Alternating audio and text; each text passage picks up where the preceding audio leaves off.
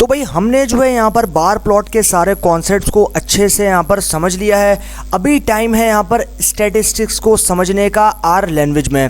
तो भाई आप यहाँ पर देख रहे हो स्टैटिस्टिक्स जो है वो काफ़ी ज़्यादा इंपॉर्टेंट है आपकी इस डेटा साइंस वाली फील्ड के अंदर, क्योंकि स्टैटिस्टिक्स के बिना जो है आप यहाँ पर कोई भी डेटा एनालिसिस परफॉर्म नहीं कर सकते। तो अभी जो है हम लोग यहाँ पर मेजर्स ऑफ सेंट्रल टेंडेंसी, जो कि स्टैटिस्टिक्स का काफ़ी इंपॉर्टेंट टॉपिक है, उसको जो है अभी उसके कॉन्सेप्ट्स को जो है वो हम लोग यहाँ पर समझेंगे।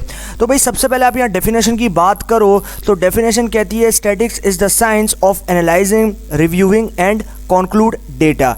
यानी कि जो स्टैटिस्टिक्स है वो साइंस है डेटा को एनालाइज करने की, रिव्यू करने की और कॉन्क्लूड करने की।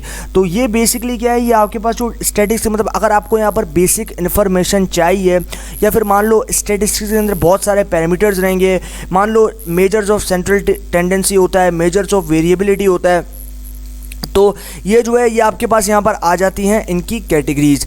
तो अभी हम लोग यहाँ पर क्या करेंगे, अभी हम लोग यहाँ पर समझेंगे सबसे पहले मेजर्स ऑफ सेंट्रल टेंडेंसी को, जो कि काफ़ी इंपॉर्टेंट टॉपिक है आपके पास यहाँ पर स्टैटिस्टिक्स का।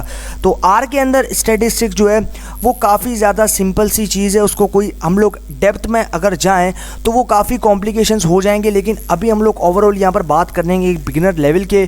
तो उसके अंदर जो है आपके पास यहाँ पर आती है मेजर्स ऑफ सेंट्रल टेंडेंसी। तो मेजर्स ऑफ सेंट्रल टेंडेंसी में हमारे पास 3 पॉइंट्स आते हैं, यानी कि हमारे पास 3 जो है यहाँ पर मेजर्स ऑफ सेंट्रल टेंडेंसी जो है वो यहाँ पर प्रेजेंट रहते हैं। तो इसमें आपके पास जो है यहाँ पर 3 रहेंगे, जिसमें आपके पास मीन, मीडियन और मोड जो है वो आपके पास यहाँ पर रहेगा। तो अभी जो है हम लोग इन तीनों को जो है एक एक करके यहाँ पर समझ लेते हैं। तो भाई सबसे पहले अगर मैं आपसे बात करता हूँ यहाँ पर मीन की, तो मीन बेसिकली क्या करता है, मीन आपके ओवरऑल डेटा या फिर इंटायर डेटा में से जो है वो आपके पास यहाँ पर कंप्लीट जो आपके पास रिप्रेजेंटेटिव है वो बनता है। मतलब ये कि मान लो कि अगर आपके कंप्लीट डेटा को, मतलब आपको आपके कंप्लीट डेटा सेट को जो है किसी एक कॉलम या फिर किसी एक रिप्रेजेंटेटिव जो है वो आपको यहाँ पर रिप्रेजेंट करवाना है अपने इंटायर डेटा सेट को, तो ऐसी सिचुएशन में जो है आप यहाँ पर मीन का यूज़ करोगे।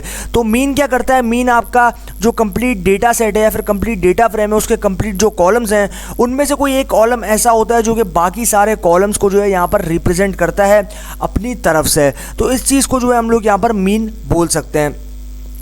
उसके बाद आता है मीडियन। तो मीडियन क्या करता है, मीडियन जो है वो आपके डेटा फ्रेम में मिडिल वैल्यू प्रोवाइड करता है। मतलब आपका डेटा फ्रेम अगर मान लो आपका डेटा फ्रेम अगर 100% हम सपोज करें, तो उसमें से मान लो आपके 50% जो रिकॉर्ड्स हैं वो आपके हो जाएंगे और उसके बाद हो जाएंगे 50%, यानी कि 50% प्लस 50% हो गए 100%। तो इस तरीके से मिडिल वैल्यू, यानी कि इन 50% में जो मिडिल वैल्यू रहेगी वो हो जाएगी आपकी यहाँ पर मीडियन। तो अब मान लो कि आपके पास यहाँ पर मैं आपको बता चुका हूं कि आपके पास मान लो 100% डेटा है, तो 100% में आपके पास मान लो आपके पास 10 कॉलम्स रहेंगे, तो 5 कॉलम एक तरफ, 5 कॉलम एक तरफ। तो ऐसे में आपको जो मिडिल वैल्यू होगी उन 5 कॉलम को रिप्रेजेंट करने के लिए वो हो जाएगा आपके पास मीडियन।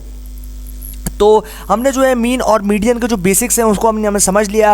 अभी टाइम है मोड को समझने का। तो भाई आपके डेटा फ्रेम में या फिर आपके डेटा सेट में जो है वो मोस्ट अकरिंग नंबर, मतलब मोस्ट अकरिंग नंबर यानी कि मोस्ट रिपीटेड नंबर जो है वो आपका अगर प्रेजेंट होगा तो उस नंबर को हम बोलेंगे यहाँ पर मोड। तो मान लो आपका डेटा फ्रेम होगा, डेटा फ्रेम में जो है आपके पास यहाँ पर रिपीटेड वैल्यूज़ रहेंगी या फिर डुप्लीकेट वैल्यूज़ रहेंगी। तो ऐसी सिचुएशन में वो जो डुप्लीकेट वैल्यूज़ रहेंगी आपके कॉलम्स में, उन कॉलम्स के अंदर जो डुप्लीकेट वैल्यूज़ रहेंगी उन वैल्यूज़ को हम लोग बोलेंगे मोड। तो आपके पास जो है यहाँ पर मीन का अलग काम है, मीडियन का अलग काम है और मोड का अलग काम है, जो कि हम तीनों के कॉन्सेप्ट्स यहाँ पर समझ चुके हैं। तो अभी जो है हम लोग यहाँ पर आगे चलते हैं और अभी जो है इनको कैलकुलेट कर लेते हैं। तो भाई सबसे पहले हम लोग यहाँ पर देखते हैं मीन को। तो आप यहाँ पर देख रहे हो कि भाई मेरे पास जो है यहाँ पर कंप्लीट मैंने मीन को जो है वो यहाँ पर कैलकुलेट किया, तो मीन आया हमारे पास 792। तो अब हमारे पास सवाल ये आता है कि भाई हमने इसको लाए कैसे, मतलब हम लोग ने जो है इसको कैलकुलेट कैसे किया, इस चीज़ को समझना काफ़ी ज़्यादा इंपॉर्टेंट है। तो भाई मीन को कैलकुलेट करने के लिए जो है आप यहाँ पर क्या करोगे, आपके पास आप देख रहे हो आपके पास बहुत सारे नंबर्स हैं, जिनमें आपके पास यहाँ पर आ गया 12, 34, 56, 78, 90, 54, 32, 76, उसके बाद आ गया 54, 32, 12, 34, 56, 78, 90 और 65। तो ये जो है ये आपके पास नंबर है जो कि आपके पास अभी पर्टिकुलर ऑर्डर में जो है वो यहाँ पर अरेंज नहीं है।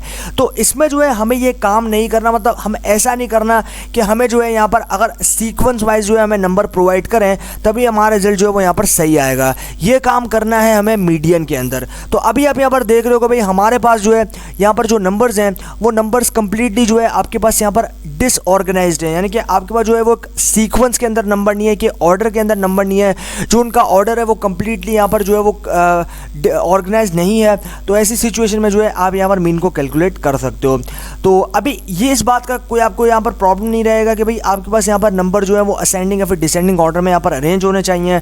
आपको बस यहाँ पर क्या करना है, आपको जो है जितने भी आपके पास यहाँ पर नंबर्स हैं उन सबको यहाँ पर ऐड कर देना है और उसको डिवाइड कर देना है यहाँ पर टोटल काउंट्स नंबर से। यानी कि मान लो मेरे पास जो है यहाँ पर टोटल 1 2 3 4 5 6 7 8 9 10 11 12 13 14 15 16, तो टोटल मेरे पास 16 नंबर्स हैं।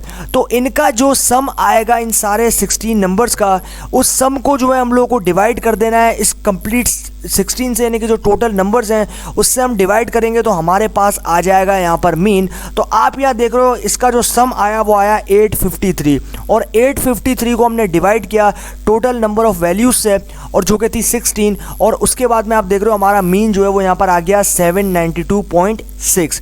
तो भाई हमने जो है वो सक्सेसफुली यहाँ पर मीन को कैलकुलेट कर लिया और इस तरीके से आप जो है जो भी आपके पास यहाँ पर वैल्यूज़ रहेगी उसके सम को डिवाइड कर दोगे नंबर ऑफ वैल्यूज से, तो आपको जो है यहाँ पर मीन मिल जाएगा।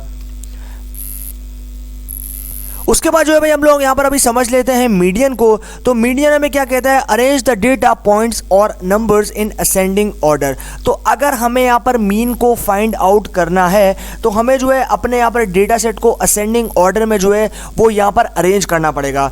तो अभी आप यहाँ देख रहे हो कि भाई मेरे पास जो है यहाँ पर जो ऑर्डर है वो कंप्लीटली यहाँ पर अरेंज नहीं है, मतलब मेरी जो वैल्यूज़ हैं वो यहाँ पर अरेंज नहीं है, कोई भी वैल्यू कहीं पर भी जो है वो यहाँ पर प्लेस हुई है।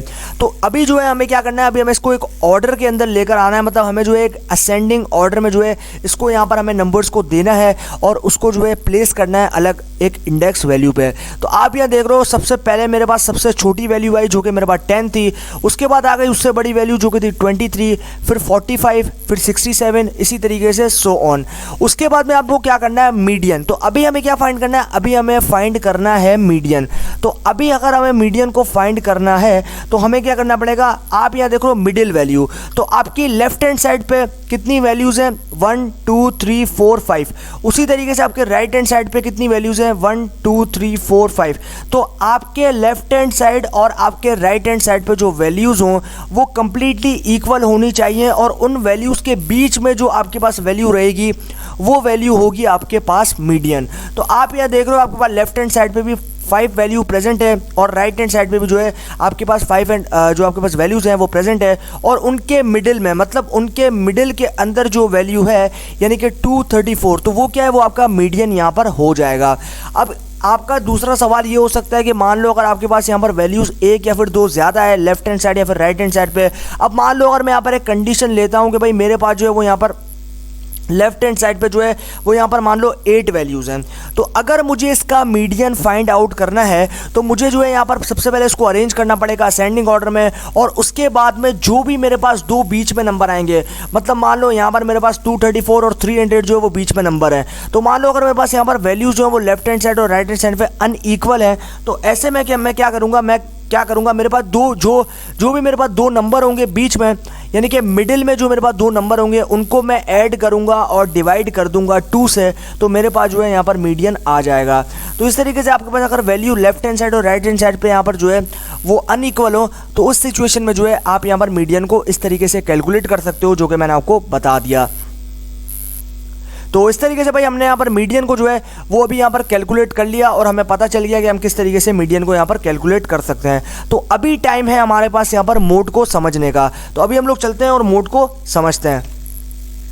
तो भाई हम लोग यहाँ पर आ चुके हैं हमारे पास यहाँ पर आ चुका है मोड, और अभी आप यहाँ देख रहे हो हमारे पास जो है मोस्ट अकरिंग नंबर, मतलब मोस्ट अकरिंग नंबर का मतलब ये है कि आपके पास जो भी नंबर आपकी लिस्ट या फिर आपके नंबर्स में सबसे ज़्यादा बार आ रहा है तो वो क्या हो जाएगा, वो आपका हो जाएगा यहाँ पर मोड। तो आप यहाँ देख रहे हो 12, तो ये जो 12 है, ये 12 आपके पास 3 बार रिपीट हो रहा है, इसका मतलब ये मोस्ट अकरिंग नंबर है आपके डेटा फ्रेम में। और इसको जो है वो यहाँ से हमें जो है यहाँ से इसको ले लेना है और ये जो है ये नंबर हमारा बन जाएगा मोड।